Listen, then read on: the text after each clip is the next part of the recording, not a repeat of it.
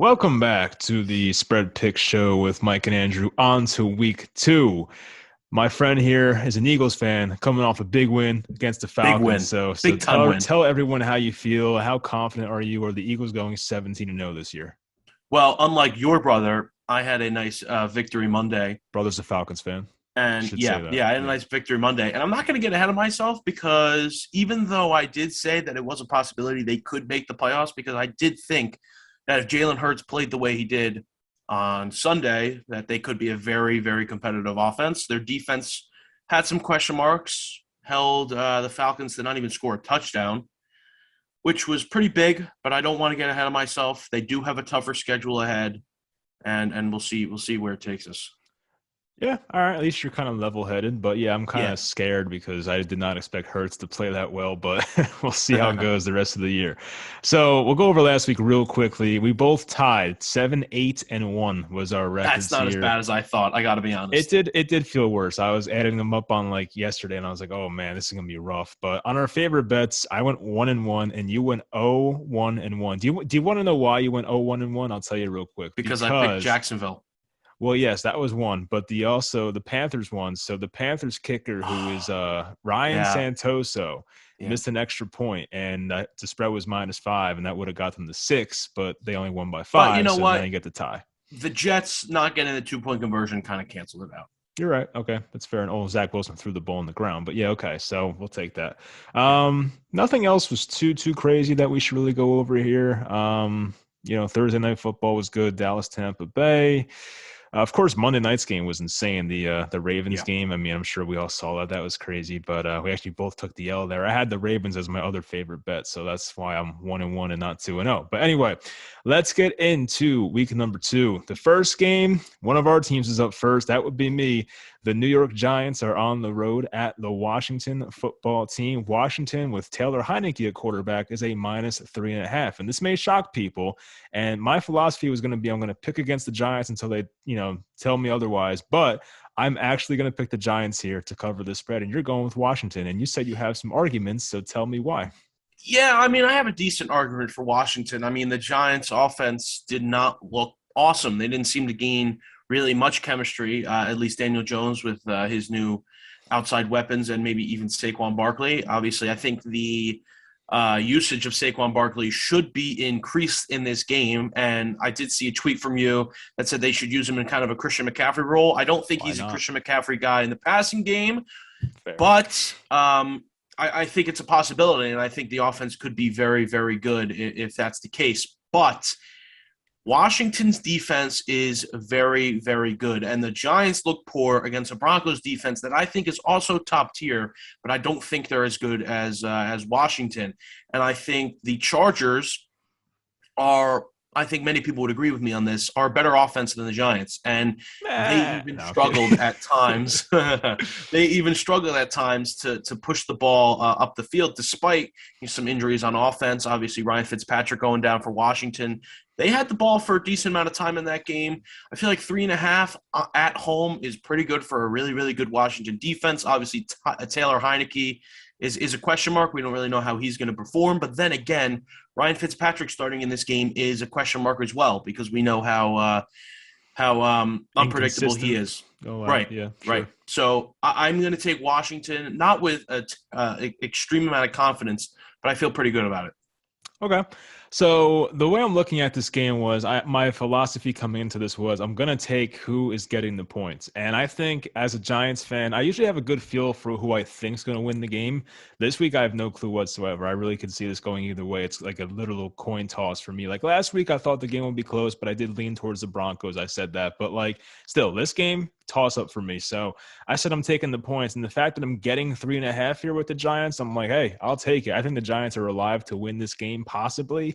Can they put out a competent offense? We'll find out. I definitely have my concerns with the Giants O-line versus their D-line. I get that for sure. But if the Giants can put up 17 points, why can't you cover 3.5 points? I don't see Taylor Heinicke coming in here and scoring like 24, 27 or something. That would be a bad look for our defense to have Yeah. two bad performances in a row. So I'm going to go with the Giants. I don't know how I feel about it, but I'm taking the points, and I feel like it's a good spread if you're going to bet the Giants here. So on the Sunday now, the Denver Broncos, who actually just beat the hell out of the Giants. They're at the Jacksonville Jaguars, who got beaten up by the Texans pretty badly last week. Denver is a -6 on the road. I'm taking Denver, and you're going back to the well with the Jaguars. Let me say this real quick: Are the Jaguars Okay. going to be? Are the Jaguars going to be this year's version of the Jets for you last year, where you can't get away from them, even though they're bad? Probably for like the first 6 weeks, probably. Okay, that's good. Probably. I mean, in general, I like what I saw at the end of the game. I understand that they were down by a lot of points at the end of that game. You could call Trevor Lawrence garbage time Matt Ryan if you will, but I did like him a little bit better in the second half of the game. I think he settled in nicely. I think he was able to finally reach the tempo of the game. I know that's something he struggled in the preseason with, is kind of adapting to that NFL speed, and I think he did that well in the second half. Now, Houston's defense is definitely no Denver defense. That Denver defense looked pretty good against the Giants, but I think 6 points is a decent amount. Jacksonville's at home for the first time. I think they're going to have a lot of fans there. New coach, quarterback that's probably one of the better prospects in the last 10 years. I think it's going to be a big crowd for them. Duval, I think they're going to show up. And honestly, I think the offense is going to be improved. In my opinion, maybe Urban Meyer doesn't fit the NFL very well, but just going off of college experience, I think he is a football mastermind. I think he knows how to game plan very, very well. I think it's very irrational to go off of last week because it was his first time in the NFL. So I think there's a lot of things he can improve on this week. And I think Jacksonville might be a pretty safe bet this week. Oh, safe bet, huh? I, Really? I get ahead of myself. Maybe I not I safe. will put real money on it with you. We'll text about it after the video, but if you want, I'm Fair definitely enough. down for that. I feel kind of good about the Broncos here. I actually had them as a Okay. favorite bet, spoiler. But yeah, so maybe I'm a bit biased here because I just watched the Broncos play the entire game and they kind of like ripped my soul out and had me feeling dead inside for what they did to the Giants on Sunday. But Teddy Bridgewater looked a lot better than I think anyone could have expected. He was very competent. He was sitting in the pocket, making all the tough throws on third down, fourth down. The Broncos' conversion rate on third and fourth down was tremendous. Can part of it be the Giants playing too much zone and having like Noah Fant and one-on-one with Jabril Peppers and all that? Sure, that could be the case. But the Broncos really impressed me offensively. They can run the ball well. And if we notice anything from the Jacksonville Jaguars defense last week was they stink. Maybe they're not this bad, but like to get 37 put up on you by the Houston Texans, who some people legitimately thought might get 0 wins or 1 win this year, not good. So I feel better about this Broncos offense. I know they lost Jerry Jeudy for about half the year, maybe because of the ankle injury, which sucks, but I still feel like Yeah. they can put in Tim Patrick or KJ Hamler and they can kind of make up for it. I do love Jeudy, but like they have the depth there to kind of make up for that. And it should be a big day, hopefully, for the running backs, Melvin Gordon, Javonte Williams.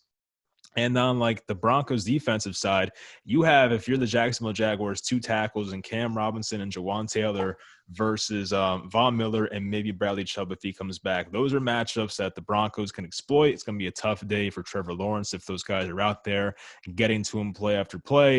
And if the Broncos take an early lead and they force Lawrence to throw and have more of a negative game script for the Jaguars, they might force him into some fumbles or interceptions, and the Broncos may take off here. So I kind of fear a backdoor because we saw that with the Jaguars. They scored with like 5 seconds left on Sunday. I think Marvin Jones had like a touchdown in garbage time, but I do like the Broncos' chances here of winning this one by over a touchdown.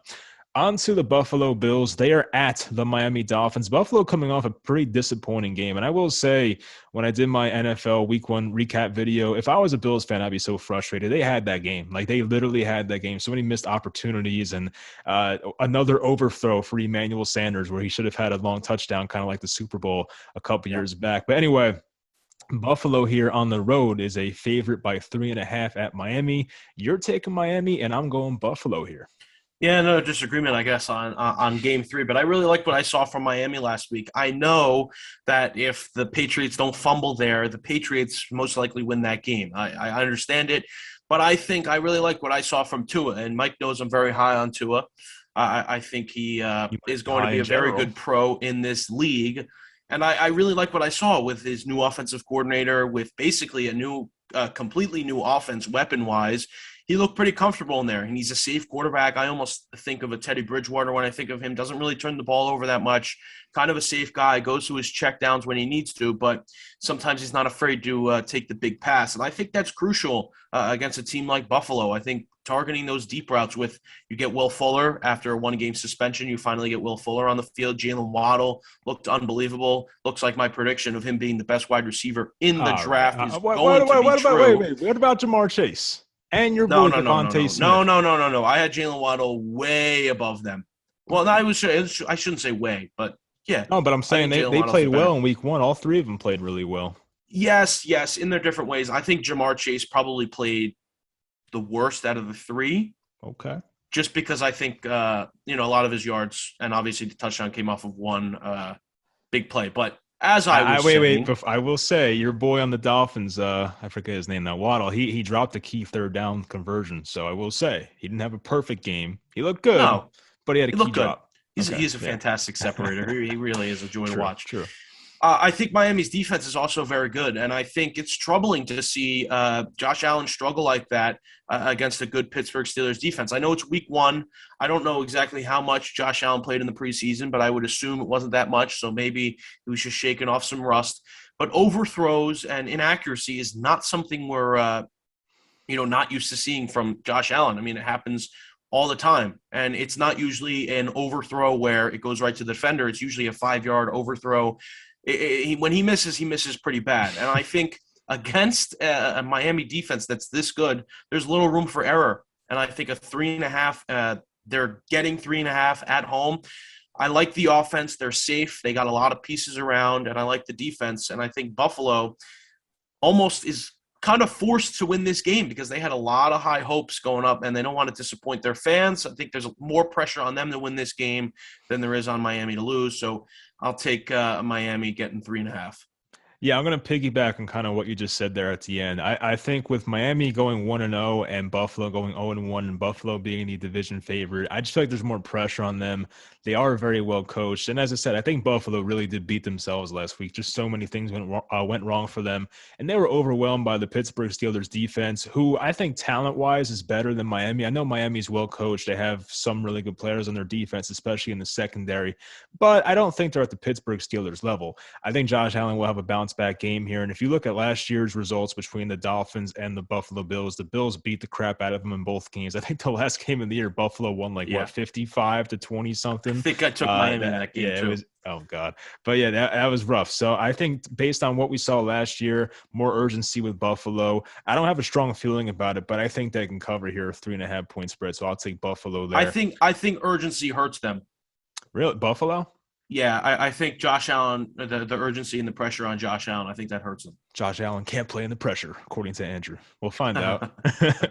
All right. So Houston, the juggernaut Houston Texans, they're at the Cleveland Browns. And I will say, when I put the graphic up, for some reason, when I wrote CLE, the abbreviation, it was putting the minus sign in the wrong spot. So I had to write Browns, which is why it looks different if anyone's wondering. But anyway, the Browns are a minus 12.5. We're both taking Cleveland here.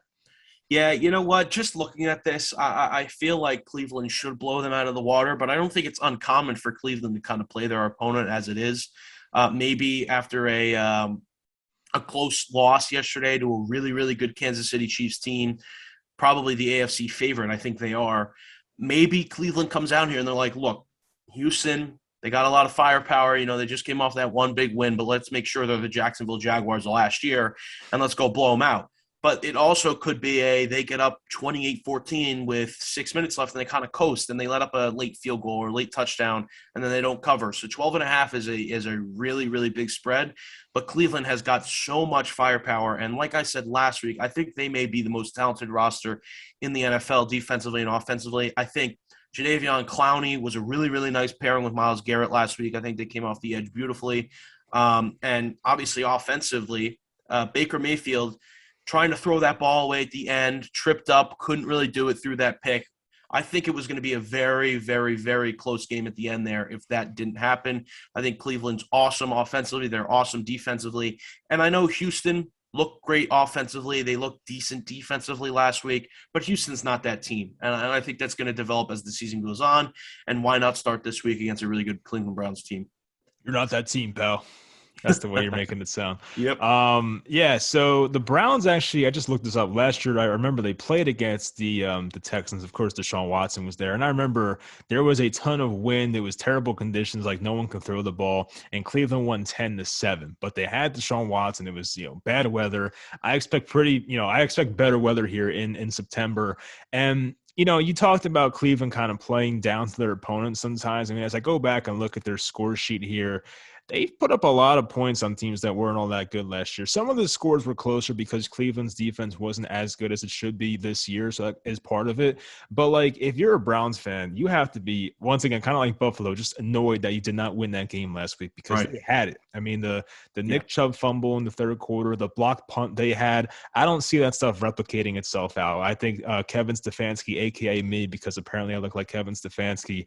I think I'll have his guys ready for this game. And I know Odell Beckham's out. We got that news today, but even having Donovan Peoples-Jones and who's the Auburn kid? Anthony Schwartz, is that his name? I forget, Yep. honestly. Yeah, I mean, they used him a lot last week, or they were targeting him a lot. So I think the Browns will be fine here. I'm pretty sure you'll see a nice dose of Jarvis Landry once again. You'll see Austin Hooper. You'll see both the running backs. And Nick Chubb, outside of the fumble, played it very well. I think he'll be able to gash this defense here of the Texans. And I do expect the Browns to play up by a lot here. And, as long as we don't see like the stupid Baker Mayfield turnover or another special teams mistake, I do like their chances here of winning by 2 touchdowns or more. I'm not really buying into the Houston Texans being a great team all of a sudden, although I will say Tyrod Taylor has a revenge game opportunity here once they Cleveland Brown back in 2018. So we'll see how that goes. But on to the Cincinnati Bengals coming off a nice overtime victory. They're at the Chicago Bears. Speaking of revenge game, Andy Dalton gets his revenge game. He right now, as we're recording this, is the starting quarterback for the Bears, and Chicago is a -2.5 at home. I'm taking the Bears, and you're going with the Bengals here. I really, really like what I saw from the Bengals last week. I was very surprised that they came out with as much firepower as they did. And I have a feeling this is going to be a team that I ride a lot this year on this show. And I'm really confident. Joe Burrow looked awesome.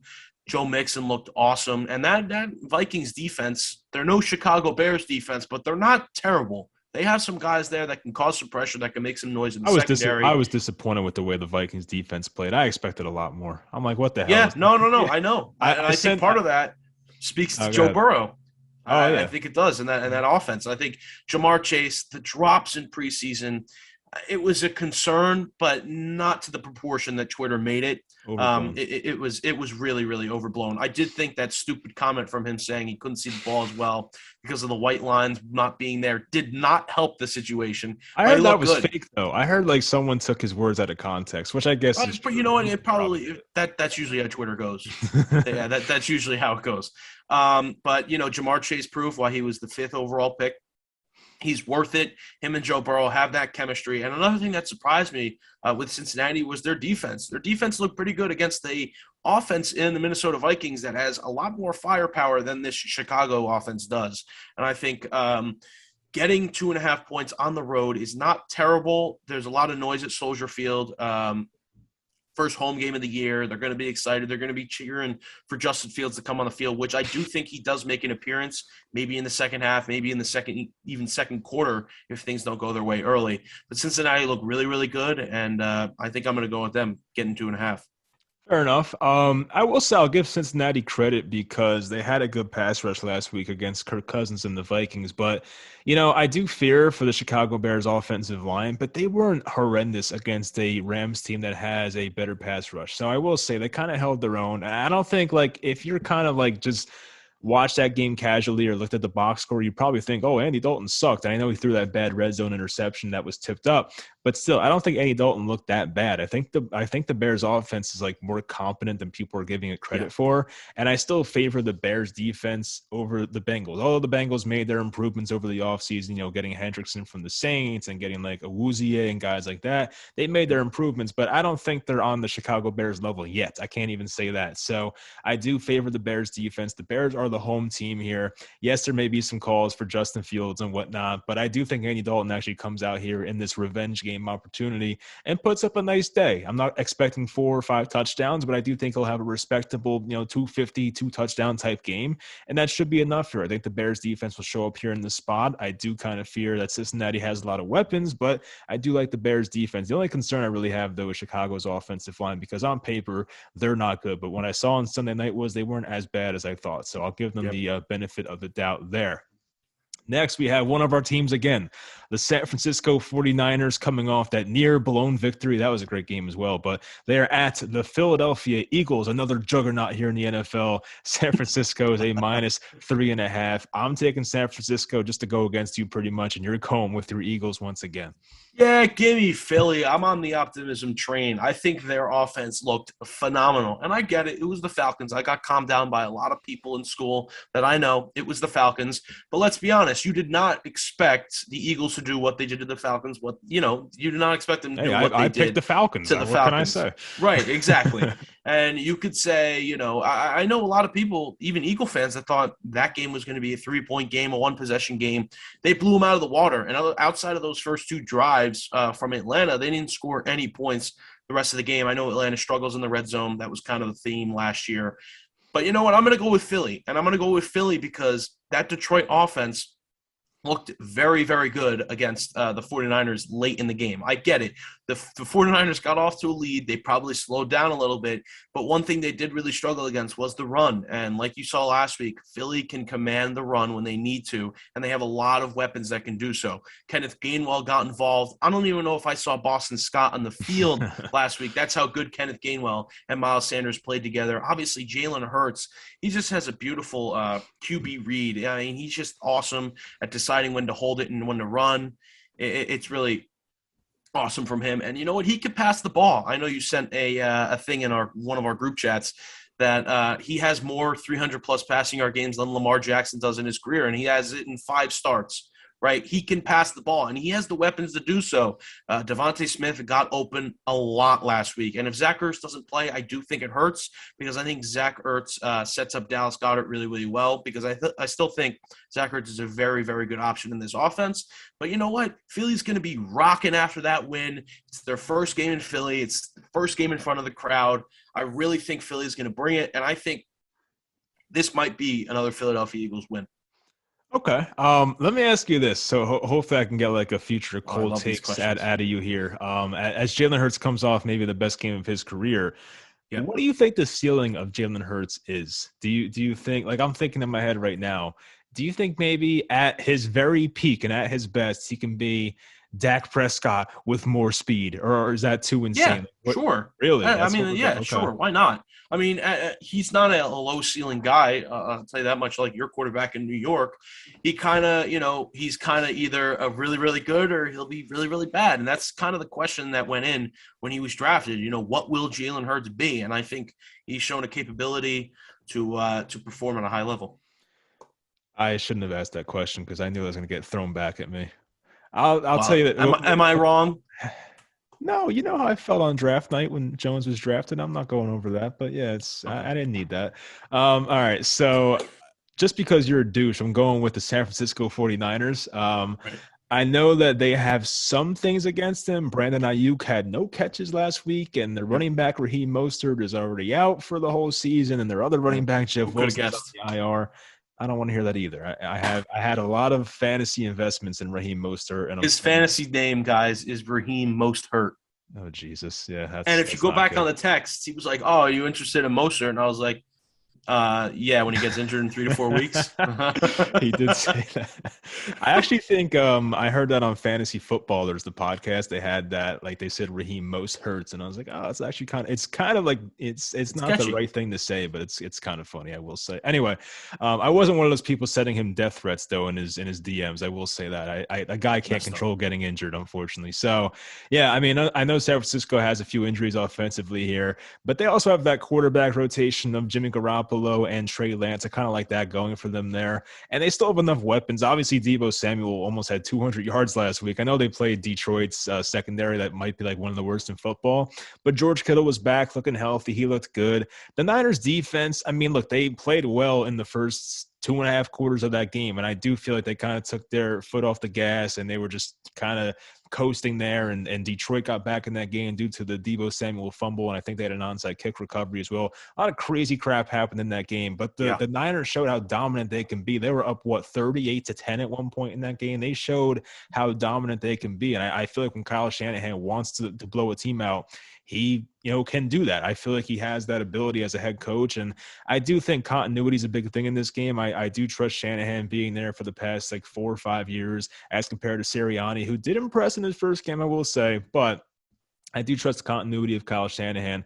And I will say, I've mentioned this in the offseason. What's so funny? What are you laughing at right now? I'm reading our text. Oh, jeez. I don't want to hear it. But I said in the offseason how I was hoping that Sirianni would build his offense around Jalen Hurts. And I do think based on what I saw, it completely looked like that based on the read option plays and the swing passes. But what did I text you? I want to hear now that you're looking at it. What's so funny? Yeah. So I brought it back and it said, boy. "Do you like Mostert?" And I was like, "For the first 3-4 weeks, sure." And you said, "F off, never mind." Well, look, I take my L. You were right.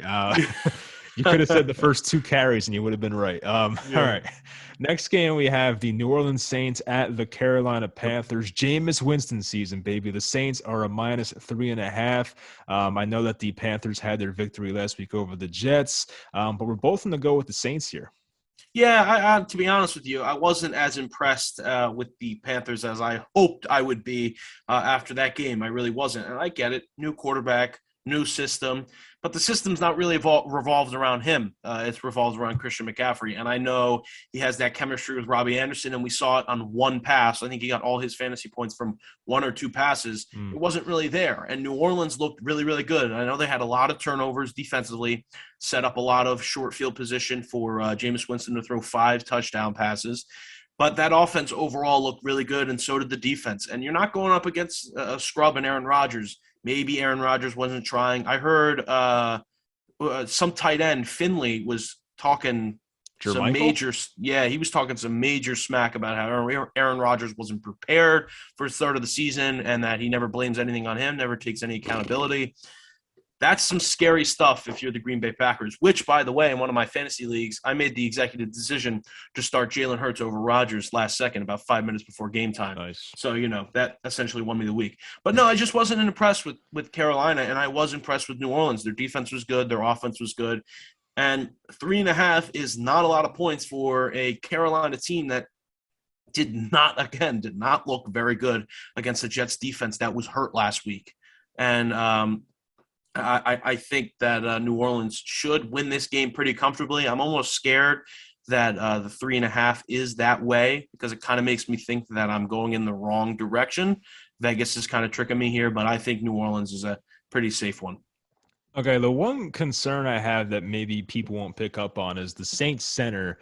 I think his name's Eric McCoy being out. Yeah. That's the one thing where I'm like, okay, they don't have their center, and that's pretty important sometimes. I don't know how Jameis Winston is with reading defenses. I have no idea. Come on, haven't you seen Jameis in those videos getting hit by the pool noodles and the stuff? He's ready for the pressure, man. He doesn't fumble. He's ready for the pressure. He's hilarious. Did you see that video of him talking about his trainer? What did my trainer say? I don't know what he said. He just said to be prepared. That had me dying. He's a fun. I feel like Jameis is one of those guys. I don't know if he's trying to be funny or if he's just indirectly funny, but I don't know. He's great. But anyway, so keep the James content going. But yeah, with Carolina, I did expect more, especially against the Jets team with, rookie head coach, rookie quarterback. And to the Panthers' credit, not credit, but the game should have been a bigger margin of victory because the Panthers fumbled on the Jets' 4-yard line on an exchange between Darnold and McCaffrey. Don't know whose fault it was, but that was a big turning point in that game as well. I know the Panthers still won, but they should have had more points. And your boy Ryan Santoso missing the extra point. So they should have had more. They actually cut that guy, by the way, so the Giants don't get their 7th-round pick, which is bad news for us, but, it is what it is. But, so, yeah, I mean, as for the Saints, though, yeah, no, not good. But as for the Saints, their defense looked really good. I mean, when you have Aaron Rodgers throw 2 interceptions, a guy who threw 5 interceptions all of last year, it's impressive stuff. And I do trust the Saints pass rush in this situation here. I know Carolina, they have some weapons offensively, but I still have questions about the Carolina offensive line, especially that left side for them. So I feel pretty good about the Saints defense in this spot. Maybe we'll see what the real Sam Darnold is here against a better defense. And I am interested to see what Jameis Winston can do here in another game, because like that type of Jameis efficiency is unheard of. Jameis Winston has always been the opposite of efficient, where he's going to Yeah, throw yeah, 55 passes, a couple turnovers, but like 3 or 4 touchdowns.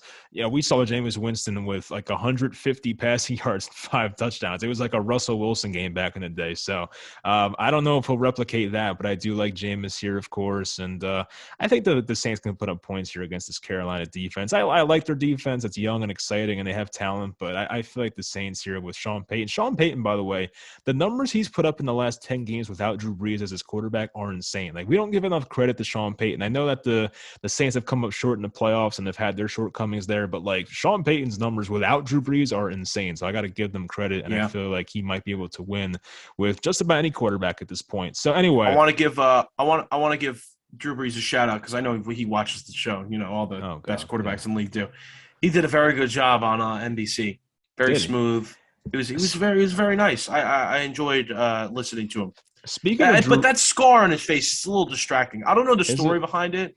It's a little distracting. I read his book once. I think he could have had it removed, but he wanted to keep it or something because like someone told him it was like it made him unique or something, which I get. I mean, hey, like Yeah, we all that's have fine. our things. I have a crooked eyebrow still from getting stitches in my head, so we all have some stuff wrong with us here. Does But Kevin anyway, Stefanski has a crooked eyebrow? I don't think so. That's how me and That Stefanski might can't ruin it. we can't be relatable now. But all right. So what was I going to say? Oh, Drew Brees. I Yeah. shouldn't talk because I'm probably going to lose my hair at some point as well. But have you noticed that Drew Brees had a Yes. lot more hair? Like, as the first thing I noticed when I saw him on TV a Yeah. couple weeks ago, I was Yeah. like, that guy did not have that much hair the past few years. But hey, I mean, it looks pretty good, so I'll give him some credit there. All right, where are we at here? You got me distracted. All right, the LA Sorry. Rams are at the Indianapolis Colts. Your boy Carson Wentz. The Rams on the road Woo! are a -3.5, and we're both gonna go with the Rams. Why are you picking against Carson Wentz, Andrew? What happened? It's not as much against Carson Wentz as it is with Matthew Stafford. I just think the Rams look really, really, really good, and I think they lived up to the expectations so far. And honestly, Matthew Stafford looked like such an upgrade from Jared Goff in that offense. He was just Shocker. spreading the ball out so nicely. Cooper Cup, even Robert Woods was getting involved a little bit at the end. Van Jefferson. I think it's only going to get better as time goes on. I really think that's how it's going to be with this Rams offense. I know their defense is much of the same as it was last year. And I'm not hating on the Colts. Carson Wentz didn't do anything wrong offensively last year. He was getting comfortable. He looked okay in that offense. He didn't turn the ball over. It looked all right, but that Indianapolis defense was not what I thought it was going to be, and I think they're going to struggle against a really, really good Rams offense. Kind of going to keep this one short. 3.5 points on the road. I think LA probably wins by a touchdown in this game, so I feel pretty comfortable picking LA here. Yeah, I do want to see what the Colts offense looks like here because I'm sure you saw it, but the Colts had so many targets to their running backs, whether it was Naheem Yeah, Hines or Jonathan Taylor. which It is was very like good. it's good for fantasy, obviously, Yeah, yes. But like I was like, is that part of the game plan, or is Carson Wentz just afraid to throw it downfield? So like I am interested to see if that can like open up for them. But they're gonna have like Michael Pittman against Jalen Ramsey. The Rams have a couple good safeties, of course. Like I don't know how it's gonna be for Carson Wentz going downfield. They might rely on the ground game once again. And the Colts offensive line is really good. We know that, but they are missing their left tackle still. I think Eric Fisher. I don't know when he's coming back. He might be back this week for all I know, but he did not play last week, so that's gonna hurt them, of course. But yeah, I mean, I think that the Colts offense, it could be better. We'll find out. But as for the Rams, I mean, yeah, they looked very good. I mean, I know they yeah. played Chicago, whose offense is not that good, but the Bears still have a good defense. And they were just hitting all these deep plays against them. The Van Jefferson touchdown, the Cooper Cup touchdown. I think, yeah, as you said, Matthew Stafford's such an insane upgrade, which is not a surprise whatsoever. I'm happy that Stafford finally gets to play on a good team. And like, I think I saw a stat that Matthew Stafford had the highest passer rating of his career in that one game or something. I could be wrong. I That's wild. definitely, but yeah, That's if insane. that's true, it's crazy. Like the first That's game just he's a a Detroit Ram. curse right there. That's insane. I guess. Yeah. I mean, I don't remember Matthew Stafford being that efficient though in Detroit. Kind of like the Jameis thing to a lesser extent. Like they always played from behind most games and they had to have Matthew Stafford air it out 45, 50 times. But in a game like that, they were able to have like, more of a balanced attack and Matthew Stafford didn't have to throw the ball a bunch of times. They were just Yep. like, hey, Yep. go Yep. throw a Yep. couple long touchdowns and we're straight. The defense took care of it. So,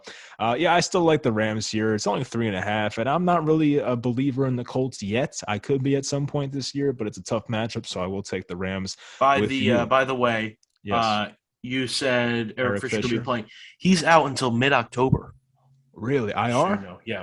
Yeah. Oh Well, man. no, actually, no. Just said he's expected to be out of the lineup until at least middle October from the torn Achilles. Jeez, that's rough. All right, well, that makes me feel better about the Rams then. But anyway, There you go. Las Vegas Raiders coming off that great victory at the Pittsburgh Steelers. Pittsburgh's a -5.5. I always like the Raiders always have these wins, these very impressive wins that come out of nowhere, usually early in the season too. Yep. Who they beat last year? It was they beat the Saints actually last year. They beat Drew Brees and the Saints last year. I Did they remember beat the that. Chiefs as well? Yes, I think that was Yeah. last year too, or maybe it was 2 years ago. I forget. But yeah, they always have these random impressive victories that we don't expect. And like we kind of start to buy into the Raiders. And I'm like, don't do this, Mike. Don't do this, Mike. But like, how I feel about the Steelers offense coming into this year. I had a lot like the Steelers offense looked bad the first half of that game. And they had some like lucky breaks, I guess you can say. They had a punt block as well. Their defense was insane, which that shouldn't change. But the whole punt block thing and Josh Allen missing open guys, I don't know if that will be replicated, but I'm going to go with the Raiders here. I don't know how I feel about it, but I'm picking Las Vegas, and so are you. Yeah, I'm going to go with Las Vegas because, like you said, I mean, I should have kind of predicted it last week. They're really good at the beginning of the season. John Gruden Yeah. really does prepare his team for the regular season well, which was surprising because a lot of starters did not play in the preseason. That whole offensive line essentially did not play a single snap in the preseason, and they looked good. Like, they didn't look like they were struggling at all. They looked pretty good. And that Baltimore defensive line, that front seven in general, that's not a bad front seven. That's a pretty good front seven, and they look to hold pretty well. And Derek Carr in the first or second quarter, inaccurate, wasn't really finding the open man, kind of rushing his throws a little bit. Once he settled in, he was looking great. You stepping up in the pocket really well, finding open receivers. Overall, that offense looked really good, and that defense did not look as bad as I thought it would be. I know you won't have a guy like Lamar Jackson necessarily running around the pocket so much in this game. You'll have a very statue-like quarterback in Ben Roethlisberger standing in the pocket. But their ability to just track down Lamar Jackson last week, cause him to fumble, tackle him, keep him really in the pocket was impressive. And I think LV might be able to repeat that this week. Pittsburgh, although they did win that game, it wasn't an impressive win, at least offensively. They kind of just took what they were given. The defense really did play well, and that could be a factor in this one. But Las Vegas plays really well in the beginning of the season. Their offense looked good. Their weapons looked good. And I just want to give a shout out. That was such an entertaining game. I don't know if you watched the Peyton and Eli broadcast. Yeah, I it kind was of got fun. bored after the first No, it was quarter, fun. but I went back, and it was fun towards the end with like Russell Mhm. Wilson and everybody in it. It was really cool idea. Las Vegas, very entertaining game, very entertaining team in general. I'm going to go with them getting 5.5 in Pittsburgh. That could be the future of broadcasting here. I mean, a lot of people are kind of fed up with the whole Why Joe not? Buck type guys and whatnot. Yeah. We see like YouTubers do like live streams of games and all that. I mean, it could be. I mean, why not put the Manning brothers on there? I feel like people will watch. Anyway, I wanted to bring this up, and this is maybe stupid of me, but Zay Jones, the guy who caught the game-winning touchdown for the Raiders. Yeah. I had no idea he was still in the NFL. I will flat out admit that. I know he played for Wow. Buffalo a few years back, and I know he went to the Raiders, but I could have sworn he got like cut from the Raiders and was Can you gone. name what college you went to? Can I name it? No chance. No, there's absolutely not a chance you're getting this. It's not like a big college either. SMU. It's East Carolina University. Yeah, no chance. Anyway, I remember I heard the story about him once, and I wanted to just go back and read it real quick. So TMZ got hold of a video that showed a nude and disturbed Zay Jones getting into a heated argument with his brother Caleb. Yeah, so I remember like him being caught naked somewhere doing something. I guess he was intoxicated and all that. But yeah, I remember reading that story at one point. But yeah, I was like, wow, Zay Jones is still in the NFL. So good for him. Derek Carr gave him the shout out after the game. That was very nice of Derek Carr to do that, saying that Zay Jones shows up to practice very early into the throwing sessions that Derek Carr wants to hold. So that was great to see that, of course. But for the game, yeah, Pittsburgh's offense, it concerned me, of course. I mean, I think Najee Harris has to have a better game here with the volume he was Yeah. getting. You would think that Ben Roethlisberger can hopefully hit him on a few passes this time around.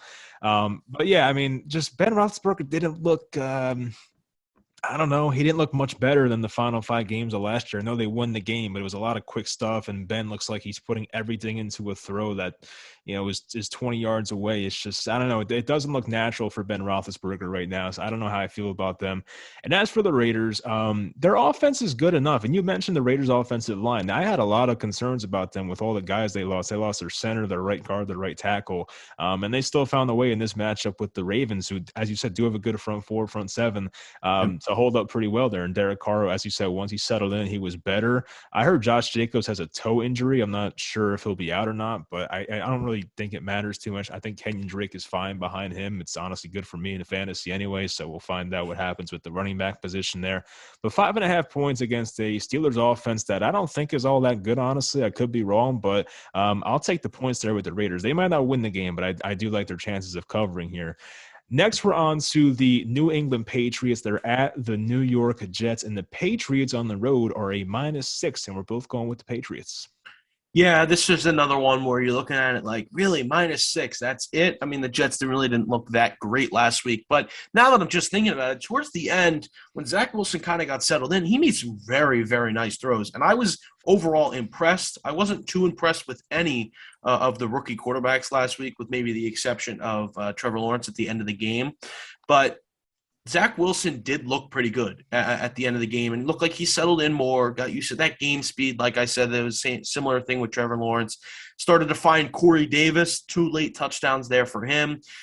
I think he's going to play better in this game. And I think it's hard, again, at the beginning of the season to bet against rookie quarterbacks, but there are going to be 2 rookie quarterbacks playing in this game. And the rookie quarterback I feel more comfortable with going with at this point in time is Mac Jones. I don't think talent-wise he's better than Zach Wilson by any sense of the word, but just the system he's in, the defense that he has on the other side of the field, and the offense, and obviously the coach, Bill Belichick, the mastermind. I think he does fit in the system better. I think that plays in this game. And like I said before, when we were going over Miami, they should have won that game if it wasn't for that fumble. And I think Miami is a lot better than the New York Jets. I do think the crowd is going to be wild at MetLife Stadium, or JetLife Stadium as it is this weekend. But I think New England wins this game by at least a touchdown. Yeah, I feel like we're getting a couple of points here based on what happened in week 1 with the Patriots. And I think when you look into that game, you realize that Damian Harris, the Patriots running back, fumbled the ball on the Dolphins' 11-yard line with 3 Yeah. minutes and 30 Yep. seconds left. And the Patriots easily would have at least went up by 2 with a field goal or scored a touchdown. So like the Patriots probably should have won that game if it wasn't for that bad fumble they had. And speaking of Bill Belichick, who you mentioned, I don't know off the top of my head what his record is versus rookie quarterbacks, but it is ridiculous. Like, if you remember last year, he played against Justin Herbert and made him look stupid. And we know how good Justin Herbert was as a rookie. So what Bill Belichick does against rookie quarterbacks is it's criminal. He should be locked up for what he does against those guys. And I don't think Zach Wilson's going to have a fun time with his left tackle out, by the way. Mekhi Becton's out for probably a month or so. And Sucks. the Jets offensive, it does suck. But when the Jets offensive line was in there after Becton, they were bad. Like, that's when Zach Wilson was getting hit over and over and over. And Wilson had to get up slow at one point because he was getting hit so much. I think Derek Brown, the big defensive tackle, fell on Wilson, and that's definitely not fun. But like seeing the Jets offensive line break down and seeing the Patriots and the pressure they'll dial up with like Josh Uche and Chase Winovich, guys like that, it might be a tough day for the Jets offensive line. So I have my concerns. As you said, Mac Jones, Not as talented as Zach Wilson, I will say that, but that's the benefit of being picked 15th and not second. You go to a better team when you're taken 15th Yep. overall. You get less money, but you go to a better team. It's probably better for your future success, honestly. And I think Mac Jones looked really good in his debut. A couple things that weren't too great. You know, he got sacked here and there, but like he was taking the checkdowns when he had to. He was taking his deep shots when he had to. I thought Mac Jones looked pretty good and looked like he'd been in an offense for a while. So I was impressed. But I will take the New England Patriots here, who I think should win by a touchdown or more, as you said. So next we have the Minnesota Vikings coming off that disappointing overtime loss. They're at the Arizona Cardinals, who looked amazing in that first game against Tennessee. Arizona's a -4. I might be a fool, but I'm going with the Vikings here, and you're going to go with the Arizona Cardinals. Yeah, I gotta say, I did not expect you to go with the Vikings, but honestly, I don't really blame you because I do think the Vikings are going to play better this week. I think they almost have to. Mike Zimmer, defensive mind, is going to fix up that defense for this week. He's definitely not happy with the way they played. In the offense, obviously, you have the threat of Adam Thielen, who played really, really well. Maybe he benefits from Justin Jefferson now moving into that number one role. Obviously, again, Justin Jefferson, Dalvin Cook, that offense is really, really good. But that offense for Arizona looked very, very, very good. Kyler Murray, if the season ended today, would be the MVP. And I think he's going to continue to play at that sort of level, at that MVP level all year long. I think it's almost impossible for him not to, with the skills he possesses, throwing the ball, running the ball, just really all over. He's kind of answered some question marks going into this year, and I understand that Titans defense is bad, but that Titans offense is very, very talented, and there's not a lot of new in that offense in general. So they should have been able to establish some sort of consistency. I know they got rid of Corey Davis, but you replaced them with Julio Jones. So Don't I forget don't the really. offensive coordinator, though, Arthur Smith. Right, That's a big right, part. right, right. That Yeah. is a big one. You're right. You're right. That is a big one. Which, by the way, Arthur Smith didn't look that great with He's Atlanta got to over put the Josh weekend. Rosen in. That's his problem. No more Matt I'm Ryan. I'm more going with Arizona's success than I am going with the Vikings not having success because again I do think the Vikings will improve this week, but Arizona looks really really good and I think it's hard to bet against them at home this week. Yeah, I'm just kind of going against the public here. I'm going with Vegas and what the books will probably have them winning with. I mean, I feel like when you see this game or when you saw the matchups last week, you're like, damn, the Vikings really blew a game to the stinky Bengals, and then you saw the Arizona Cardinals go out there and just demolish the Titans, who like were a playoff team the past. I don't know, they've been over 9 wins for a long time, maybe the past 5 years or so, but they've been a good team for a while, especially with Tannehill. But personally, I'm not like out on the Titans, but I have my concerns with the new offensive coordinator. Like they barely ran any play action last year, and that's what they really thrived with when Arthur Smith was there, of course. So like I have my concerns with their offense. Can Julio stay healthy and whatnot? So I don't know if that's really like a good way to go about it. I know they shut down Derrick Henry, which was surprising and really good. And I'll give the Cardinals credit. Chandler Jones, 5 sacks. I mean, that was awesome. Isaiah Simmons played really well. JJ Watt had a key stop on the goal line. Like they're guys on defense who are supposed to produce. They produced. But for the Vikings, they have too much defensive talent, in my opinion, to be bad on defense. And Mike Zimmer is a defensive coach. Like I think they made so many off-season signings, whether it was Xavier Woods or Chidobe Awuzie, Dalvin Tomlinson, whoever. They got Michael Pierce back. They got Danielle Hunter back. They got so many guys added to this defense, and they still didn't look all that great. And I know that Arizona doesn't get much easier. It's probably harder than playing Cincinnati, but like I feel like they can't be that bad twice in a row. Their defense has to get better. And as for the Vikings offense, yes, they started slow. They were down 21-7 in that game at one point, but they got better. Justin Jefferson got more involved. Adam Thielen had a couple touchdowns.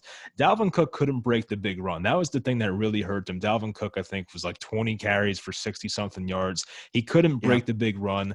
I don't see that happening twice in a row here. So I think Dalvin Cook may break the big run, get more involved here. I mean, look, I could be stupid. I definitely could see Arizona kicking their ass here, but at the same time, I still feel the Vikings have too much defensive talent. There's too much continuity with their coach, too much improvements on their defense, and Kirk Cousins isn't bad in the regular season. I feel like they should compete here, but we'll find out what happens. I don't feel that confident, but I'll go with the Vikings here based on public perception. Next, we have the Atlanta Falcons, who got destroyed by the Eagles, and they will be at the Tampa Bay Buccaneers. Tampa Bay, a minus 12.5 with a 10-day break. So how about that? I'm taking the Bucks, and you're actually taking the Falcons. How did you watch that whole Falcons game and sit here and tell me you're taking the Falcons? What's going through your mind right now? Well, I mean, the Tampa Bay is in no way better than the Eagles, so obviously the Falcons are going to play so much better. No, that was a joke. Everybody, don't quote me on that. Chill. Please. I think Atlanta's offense is too good to be as bad as they were last week. Obviously, Arthur Smith, fantastic offensive mind, as we mentioned before, and I think he's going to get this offense going. I think the veteran presence of Matt Ryan, he's too good to not put up as many points as he did last week, right? I mean, they scored 6 points on 2 field goals. I get the red zone offense is not great. I understand that. But if I recall correctly, Tampa Bay doesn't necessarily blow teams out. And with this spread, that's what you're going to have to do in order to cover. You're going to have to blow this team out. And I think the line is inflated because of the way Atlanta played last week. And I just don't think it's a realistic game to go off of. It's week 1. A lot of new. You lost Julio Jones, who Matt Ryan's had for the last God knows how many years. It's tough for them. It's tough for them to get on their feet right away. And I think Tampa Bay is going into it knowing, hey, look, we're probably going to win this game. We got Tom Brady on our side. We got a great offense. We don't necessarily need to put our foot on the gas. We really got nothing to prove here. Let's just play our opponent, and I think that's going to happen in this game. I think Atlanta's going to score a lot of points. And don't forget, Atlanta, when they're down by a lot, they score a lot of garbage time points. They catch up, and I think 12.5 against Atlanta is too many points. Fair enough. This game kind of gives me PTSD, and I'll explain why. So last season, the Buccaneers, towards the end of the year, when they were playing very well, they played the Detroit Lions in Detroit. Week 16, maybe it was like the second to last week of the year, maybe the last. I think it was second to last. But anyway, Buccaneers were favored by, it was a lot, like 13, 12, whatever it was. And it reminds me so much of this game. I'm like, the Buccaneers, they'll take it easy. They're not going to win by that many points. So I know Matthew Stafford got hurt that game. That definitely helped. But the Buccaneers did not let up. They crushed them. It was like 45-7. And I'm like, man, this is a in-division rival. They can do whatever they want to the Atlanta Falcons here. I mean, did you see how bad Atlanta's offensive line was? Whether it was like Jalen Mayfield, Matt Hennessy, Caleb McGarry, it was like they sucked. Jalen Mayfield was awful, and I saw the tweet that he made. Draft me if you want your quarterback to not get. Oh, it's embarrassing. That was actually hilarious. Yeah. Basically, Jalen Mayfield tweeted like, if you want your quarterback, to like not get sacked or stay upright, draft me. And then there's the picture of Matt Ryan just laying like this on the ground. It was great. But anyway, so speaking of the Atlanta offensive line. Look how good the Tampa Bay front seven is. Do you really think they have any shot of blocking the Tampa Bay Buccaneers? Like, if Tampa wants to win this game by 20, I think they can. Will they? I don't know. I can't really get in the mind of a Tom Brady or Bruce Arians and know how much they'll try and win this game by a ton of points. You say that, but the Eagles have a very, very good front four. Like, their front four is good. Yeah. How many of them are out of their prime, Andrew? Probably a lot, but you got a big run stop for Fletcher Cox. Ryan Kerrigan now off the edge. Derek Barnett, Brandon Graham. I just think you're not overplaying the Tampa Bay defense because they're very, very good. But let's be honest. I mean, what kind of pressure did they get on Dak Prescott last week? Not really that much. And the offensive line was pretty hurt last week. And Dak Prescott was able to step up and make some throws. Sean Murphy-Bunting's out, their best cornerback, right? He's got that bone popping out of his elbow. So I don't really think they're going to pose too much. I mean, obviously they're going to pose a threat, but not 14, 13 points. I see. I can't sit here and compare the Cowboys O-line to the Falcons until I see it. I just can't do it. I get what you mean, but I just can't do it. And I also think the game you're referring to last year where Tampa Bay blew them out, they had something to prove. I mean, they were like 7-5 in their first 12 games last year. They had something to prove. They had to blow a team out that they were supposed to blow out. They have nothing to prove. They won their Super Bowl. They're ready to go back. They don't need to blow teams out anymore. So maybe I'm being optimistic about Atlanta, but well, here's the thing. Here's the thing about Atlanta. So they can't run the ball as it is. I always say the Falcons haven't had a 1,000-yard rusher since 2016. Mike Davis had his moments last week. He looked pretty good at some points, even Cordero Patterson. But you can't run on the Buccaneers. They were by far the best run defense last year. The Cowboys respected them so much where they said, you know what, we're not going to run on you. They barely ran on the Buccaneers as it is, as we saw.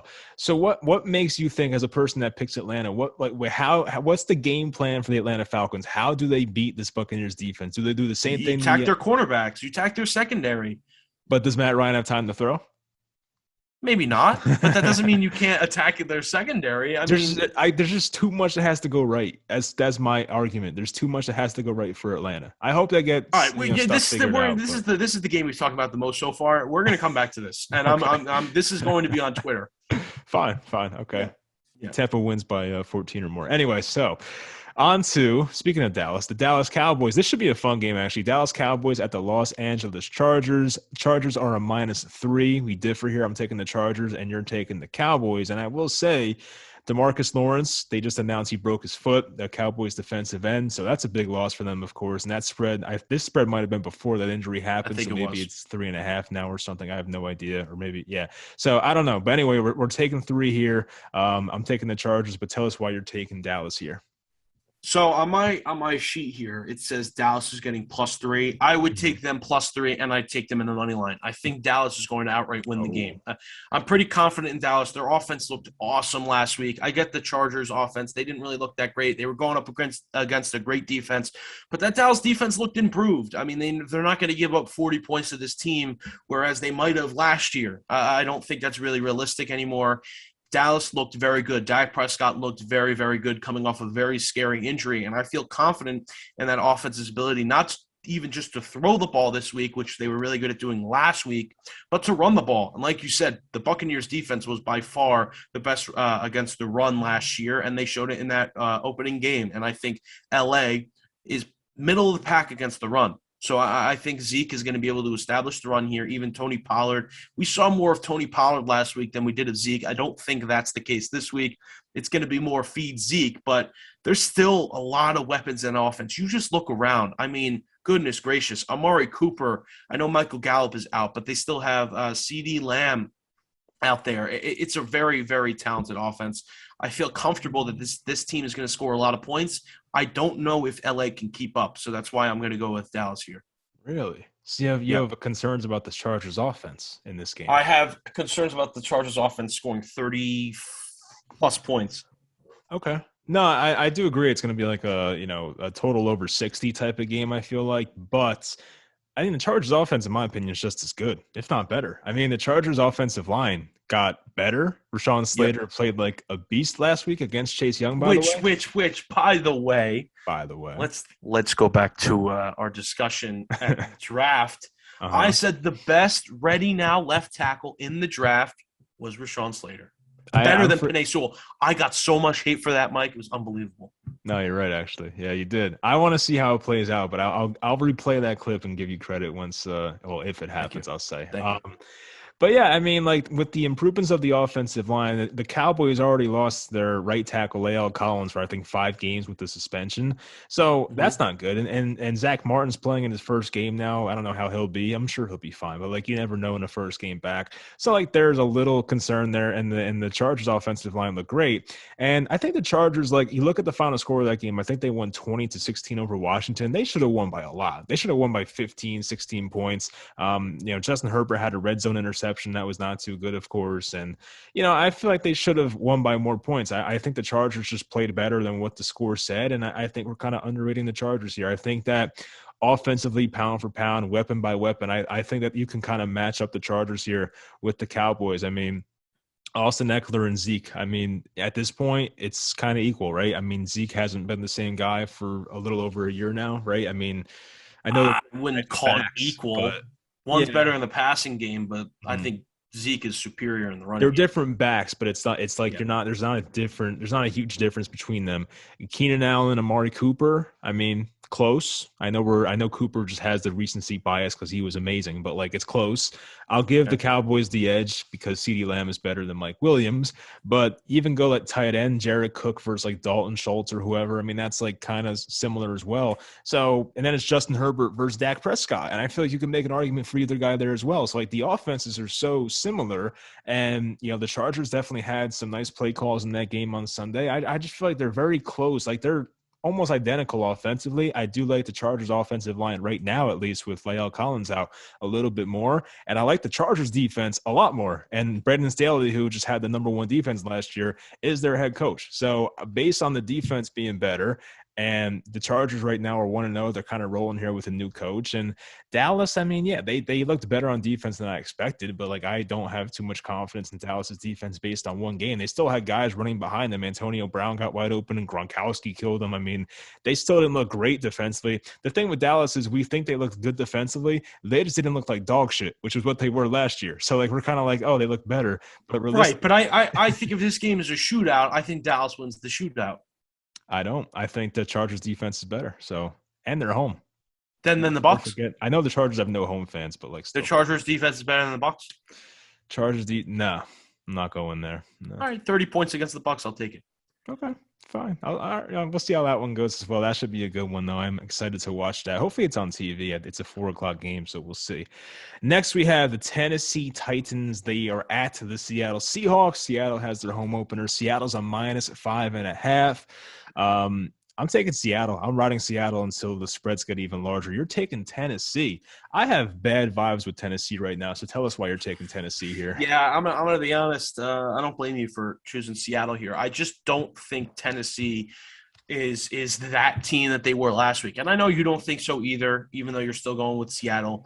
But I think Tennessee puts some points in this game. They're playing a bad defense. You're not getting pressured. You're not going to get a guy on that Seahawks front four that's going to get you 5 sacks like Chandler Jones got last week. And you're not going to have to worry about J.J. Watt also off the edge.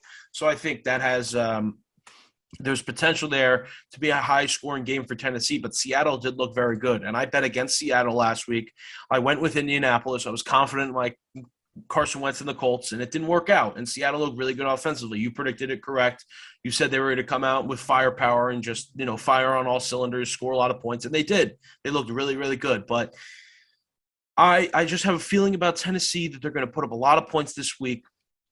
They're obviously in the trenches after that terrible loss against the Cardinals, but they're not that team. I think they show that this week. I don't think they win the game. I think Seattle does have the edge at home. They played really well last week. Their defense looked better as well. But I think Tennessee puts up a lot of points and maybe makes this a close game at the end. I'll use a lot of my same arguments from last week about Seattle, how the new offense they played in, they looked a lot better. Like even from last year, I know Russell Wilson had like the MVP type season the first half of last year, but Seattle's offense looked different in a good way. And they look so comfortable already. And they played the Colts defense, who they're not bad. They're a lot better than Tennessee, I'll tell you that. And speaking of the Tennessee defense, I mean, why should I have any faith that they're going to hold them under 30? I don't. I think Seattle's offense is – they're going to kill them over the top. I mean, I know they brought in Janoris Jenkins and they brought in Elijah Molden in the draft and whatnot. The kid out of LSU, Fulton, made a nice play last week, but I don't think their defense is all that great, honestly. So, like, until Tennessee proves it to me, I'm going to bet against their defense, and I love Seattle's offense. And speaking of the Tennessee offense, we kind of touched on before, I have my concerns with them with Arthur Smith not there. I mean, we have not really seen Ryan Tannehill be an elite quarterback without Arthur Smith yet. I kind of want to see how it goes. Julio Jones, I think he had 6 targets, 3 catches for like 40 yards, didn't get involved too much. Can he have a better week this week? Absolutely. Seahawks secondary is nothing to write home about. I will admit that right now. And even A.J. Brown can break off a big play here and there. But I just feel like Seattle, even being at home, because we kind of forget how tough it is to play in Seattle when they're at home. Yeah. They had those fans back, I feel like, for the first time in a long time. So, like, that's definitely going to be rocking over there. I don't know what Seattle's restrictions are, if there are any, but still, I feel like they're going to have a very loud place there. It's going to be tough for the visiting Titans. And I feel like as long as they can just try and shut down Derrick Henry, which the Arizona Cardinals showed you could do. I don't know if you can do it twice in a row, but if they can kind of limit Derrick Henry in a way, I like their chances a lot. I think Seattle's scoring over 30 in this game, and it just depends if the Titans can keep up on offense, and I don't know if they can. So we'll find out. And speaking of that, I mean, I know you said 5 sacks. I mean, I guess Carlos Dunlap, he's good. You have Jamal Adams, who got a lot of sacks. He's good, but I don't see 5 sacks or anything. I don't see anyone getting over 3 sacks in this game, but we'll see. Next game, Kansas City Chiefs. They're at the Baltimore Ravens. This should be a good one here. Kansas City on the road is a -3.5. I guess this is Sunday Night Football based on the way it's lining up here. But anyway, we're both going to take the Chiefs here. I feel like it's kind of shocking to me why it's this close. I understand that Las Vegas is a very good team. At the beginning of the season, they played very well last week. Obviously, Baltimore did not have an easy game by any means. They lost the game in general. And Kansas City didn't either. But when I look at both of these teams, I'm taking Kansas City by a touchdown. I mean, Kansas City is a very good offense. Their defense was not terrible last week, but then again, they went up against the Browns, one of the best offensive teams in the league last year, and probably going to be one of the best offensive teams in the league this year. And Baltimore just looked like Baltimore. They look like what they've kind of been all like the second half of last year and into this year. They kind of just look like they're flattening out just a tiny bit. They're not really that thunderous team that we saw in Lamar Jackson's MVP season.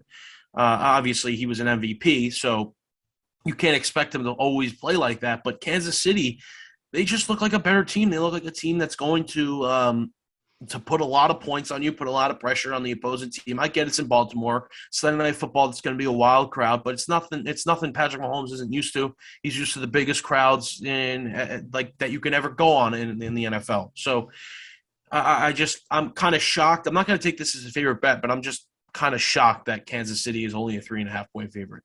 Hmm. That's interesting. Yeah, I mean, I did pick Kansas City as well. I think it's fair to have your concerns about the Baltimore Ravens. I do. I think with all the injuries they have, especially the running back room, Latavius Murray. I mean, yeah, I know he's a veteran and he's a better pass blocker probably than Tyson Williams, but like he did not look that good. And then you have Tyson Williams who will make his pass blocking rookie mistakes here and there as well. And the like usually I wouldn't care that much if a running back is out, but the Ravens literally that's how their offense goes is based on running. I know Lamar Jackson does a lot of it as well, but like you can only put so much on one guy's plate. And I feel like the Raiders kind of figured that out in the second half. Now, I guess Sammy Watkins had a good game. Marquise Hollywood Brown had his moments as well. But the Chiefs, I mean, like, how do you stop them? I mean, there's no more Right. Marcus Peters. There's no Jimmy Smith at corner for the Ravens. 2 injuries, 2 big injuries there. How do you cover everyone? I don't know how it's going to happen. Who's covering Travis Kelce all game? I have no idea. You can put Humphrey on Tyreek Hill when you can, but like still, they'll find other ways to beat you. This team, even Clyde Edwards-Helaire had some moments last week. So like these teams actually played last year on like Monday Night Football or Sunday Night Football. It was like week 3. It was early, and the Chiefs killed them. I picked Baltimore to win that game because Baltimore. I remember the first 2 times Lamar Jackson played Kansas City. They were close games, very close games. I think one of them went to overtime. But Yeah. last year, the Chiefs played them and they killed them. So, like, I feel like I expect more of the same here. And it's weird to sit here and think that the Baltimore Ravens might be 0-2, but based on how the schedule kind of played out here, I could see it happening. I do have more faith in the Kansas City Chiefs. And as you said, I know they're on the road, but it's only 3.5, which is not that many. So I will go with Kansas City there as well. And on to Monday Night Football, we have the Detroit Lions powerhouse offense against one of the worst offenses in football, the Green Bay Packers. I'm Come just kidding. It'll be the opposite by the time the year's over. But anyway, so Green Bay is a -11. So the books obviously didn't care how week 1 went very much, but I'm taking Green Bay, and you're Oh, go. Mike, I thought this was going to be one you were going to agree with me on. Nah, I'm going I Green thought Bay. you were going to ride the Detroit wave, the Jared Goff wave. Nah, F that wave. This is kind of a team I'm going to stay away from, Green Bay, until they prove that they're going to get back on track, which I do think they're eventually going to. But those LaMichael Finley, Jamichael is it? Michael. Oh, it's Jermichael. Yeah, those You're showing Jermichael your age Finley. over there with that one, buddy. I'm just going to say, Mr. Finley's comments were not very good. And they're concerning to me because maybe Aaron Rodgers isn't as ready. I know he was on vacation with his girlfriend, well into training camp. And to be honest with you, he looked awful. Like, that is the worst game he's ever played as a Green Bay Packer in the regular season. I think many can agree on that, which, honestly, it wasn't terrible. I mean, many quarterbacks have had a lot worse games than that. And to say that that was his worst is probably a compliment. But he was really, really bad. And I think you said he threw 5 picks last year. He threw two in 3 pass attempts. And that's nuts. That's crazy. That's unheard of. Detroit's offense looked good. Maybe they have a little bit of confidence. I love their coach, by the way. I don't know if he's going to be a great game planning coach or whatever, but he is a hype man. He will get you ready to run through a wall. I'm pretty confident that Detroit can cover 11 points. You saw their ability to come back from behind last game. Obviously, they're not going to probably get the onside kicks that they were getting last week, but still, 11 points is a lot for a Green Bay Packers team that was flat, very, very flat last week. And it's a team that I'm not going to go with for a while here until they turn it around. And Aaron Rodgers, obviously, veteran quarterback, one of the best of all time, is probably going to turn it around rather quickly. But to give them 11 points after that performance is shocking to me. So you buy into the whole Dan Campbell being a good coach thing, is what I'm I hearing? don't know. Yeah, I don't know if he's a good coach, but I like his style of coaching. It I kind of like if Kelvin Benjamin was on the team, obviously he oh wouldn't be able god. to handle it. But you know, he's a very good hype man, and I think that Jared Goff slander is way too harsh. I think Jared Goff is a better quarterback than the media makes him out to be. So That's why not? fair. Yeah. All right. So in turn, like with the Detroit Lions, I know as you said they needed an onside kick to go their way and a Debo Samuel fumble and a bunch of crazy crap that happened. But their secondary is bad. They're really bad. I have so many concerns about them. There's no more Deron Harmon. I think he went to the Falcons. I forget where he went, but he Rutgers went legend, by somewhere. the way, Rutgers legend, yeah. And then Darius Slay, another great player, going to the Eagles. Eagle legend, Jeff Okuda tore his Achilles or he ruptured Ohio Achilles, State legend. whatever. Yes. And then I'm gonna name some random guy and see if you can By the way, he looked bad. did Jeff he? Okuda. I He's saw I struggling, saw him man. getting He's screamed struggling. at. He got That's screamed embarrassing. That should not happen. You should at. be able to control yourself. That coach should be able to control. That's probably what Dan Campbell would look like, but you should be able to control yourself a little bit more than Yeah, that. you like that apparently. All right, since you're naming colleges, let me name this one. Afatu Melafanu. Where did you go? Oh, Oh. ooh. He's a Can rookie. I You get the should know first? Can I this. get the first letter? Oh my God. S. Yeah, Syracuse. I think you cheated though. All right, so Oh yes. You know how I knew that? Okay, so for everybody that doesn't know, let's do a little story time. I was in Syracuse watching the Rutgers Syracuse game this week, and they had NFL players of course, yeah. from Syracuse, and yeah, big win. That's how you knew. Yep, Okay, big win. well, you Big got win for lucky me. there. But anyway, so if my math's correct, I'm doing this in my head. Matt LaFleur is 26-7 as the Packers coach in the regular season. I'm not stepping away from them because of one bad game. And if you remember last year, they had a really bad game against Tampa. I know they're the Super Bowl champion, Tampa Bay Buccaneers, but they played very bad in that game. That was the game where Aaron Rodgers did like the hip thrust thing, and then they got blown out after that. So that was kind of funny. But yeah, I just I'm not gonna walk away from the Packers here. And like once again, kind of like my argument with Tampa, they can do whatever they want here to this Detroit Lions defense. I don't see how they can stop Adams and all these guys for an entire game. I feel like if Rodgers wants to go out there and throw 4 touchdowns, he can do it. Green Bay's defense has to bounce back here. They can't have what just happened to Jameis Winston. I don't think Green Bay's defense is great by any means, but like they can't be that bad. And I will say, coming into the year, obviously the Packers went 13-3 the past couple of years. I expected some regression. I had the Packers at 10-7. But I do not think the Packers are this bad of a team. I don't Yep. buy the Jermichael Finley that Aaron Rodgers is not motivated, all that nonsense. I think he'll be fine. And if Rodgers is not motivated, he can come play for the Giants if he wants. That's fine. But anyway, I will take Green Bay. I think they can probably do whatever they want on offense. They should run the ball fine. They should pass the ball over them when they want to. So I think Green Bay wins by a lot here. I wish it was 10, but I will take the Green Bay Packers minus 11. So favorite bets. Do you remember yours? Do you want me to say them for you? Uh the Rams. Did I choose the Yes. Rams? Andrew I did has the choose the Rams. Rams. Confident in the Rams. Rams. Let's go Rams. So he Uh has the Rams minus 3.5, and you have they're a bird. They're red. They're not the Arizona? I Falcons. chose Arizona. Yeah, Arizona Yeah. Cardinals. There All you go. right. So You Andrew hit me has the with it. Cardinals -4 and the Rams Yeah. -3.5. I I, am taking the Seattle Seahawks once again -5.5, and I'm going to take the Denver Broncos at -6. it's weird. You the ones that you choose, you disagree with me on. So you must be very, Yeah, I very mean, confident. you're wrong. What can I say? You're just Yeah. wrong. Yeah, I'm so wrong, but we You're finished wrong. with the same record last week. It's I just can so tell wrong. the future. You're Wait, wrong. what were your favorite bets last week? Seattle, Baltimore. So 1-1. You were 0-1, Oh, so so I but I guess see, I'm the but king. I, yeah, I didn't bet against you. Yeah, I That's bet you fair. against you in Seattle, but Yeah. Oh well. okay. We All right. both we both Cool. took Baltimore, which yeah, that was an L. Felt good Cool. about it though. They're up 14-0 at one point. What Yeah. was I gonna ask? All right, so I'll let you sign off here with the Eagles. Do you think the Eagles win this week? Maybe. Sure. Let's go then. Why All not? right. No Why not? consequences. Yeah, no, Wait, who hold on. cares? Let's put the How'd ring you get on. how'd you get that? I'm a media member. Shut the hell up. All right. I need Yeah, it's myself a like $20 Giants. or something. I need myself a Giants Super Bowl ring. That'd be pretty cool. All right. So anyway, hopefully you guys enjoyed this video. We will talk to you guys next Tuesday or Wednesday, whenever. But hopefully you guys enjoyed, and we'll talk to you next time.